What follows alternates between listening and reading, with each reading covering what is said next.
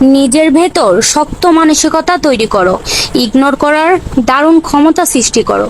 Just পাত্তা দিবে না কে সমালোচনা করলো, কে ঘৃণা করলো, কে কি বললো, কে ছেড়ে গেল বা কে অবহেলা করলো, ওইসব ভাবার সময় নাই আমাদের। এইরকম ডোন্ট কেয়ার স্বভাব গড়ে তোলো, হ্যাঁ সত্যিই ভালো থাকবে। আসসালামু আলাইকুম এভরিওয়ান, কি অবস্থা, সবাই কেমন আছো? কেন এই কথাগুলো বললাম জানো? আমি দেখেছি তুমি যতই ভালো হও না কেন, তুমি সবার কাছে ভালো হতে পারবা না। নির্দিষ্ট কিছু মানুষকে তুমি কখনোই তোমার ভালো বা খারাপ কোনোটাই করেই তুমি তাদের খুশি করতে পারবা না। তাই নিজের মতো ভালো থাকতে শেখো। এই যে দেখো, আমার পৃথিবীটা অনেক অন্ধকারে ভরা, এর মধ্যে একজন আলোকিত মানুষ আমার হাজবেন্ড। আমি এই মানুষটাকে নিয়ে অনেক ভালো আছি আলহামদুলিল্লাহ। যদিও আমার অনেক শত্রু আছে, যদিও আমার অনেক মানুষ আছে যারা আমার ভালো চায় না, আমি তাদের কথা বাদ দিয়ে দিয়েছি। যারা আমার ভালো চায়, যারা আমাকে আমার মতো করে বুঝে, আমি সাদিয়া তাদের জন্য বাকি জীবন বাঁচবে ইনশাআল্লাহ। দেখছো কত সুন্দর না জায়গাটা? এরকম আমরা মাঝে মধ্যেই দুই হাজব্যান্ড ওয়াইফ ঘুরতে চলে যাই, তারপরে সে সুন্দর সুন্দর মুহূর্তগুলোই ক্যামেরা বন্দি করে নিয়ে আসি। এখানে ঘোরার সময় একটা দেখেছিলাম, ওই ভাইয়াটাকে দিয়ে আমাদের এই ক্লিপটা নেওয়া, এই ভিডিওটা। বলছে ভাইয়া, আর ওকে বললাম ভিডিওটা একটু করে দেন ভাইয়া, আমাদের একসাথে ভিডিও করা হয় না, তো ভাইয়াটা দিয়েছিল।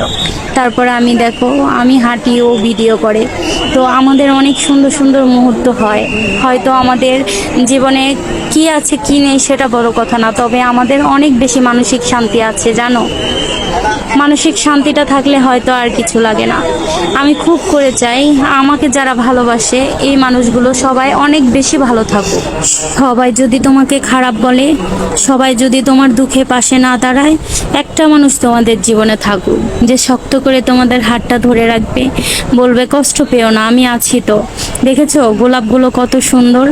আমার ফুল দেখতে অনেক ভালো লাগে, আর ফুল যে ভালোবাসে তাকে ফুলের মতো করেই রাখতে হয়।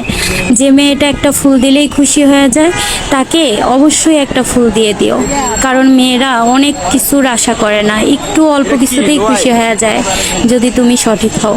দেখছো ছোট্ট একটা গাছে কত ফল ধরেছে, এটাকে আমরুজ না কি বলে আমি সঠিক আমার খেয়াল নেই।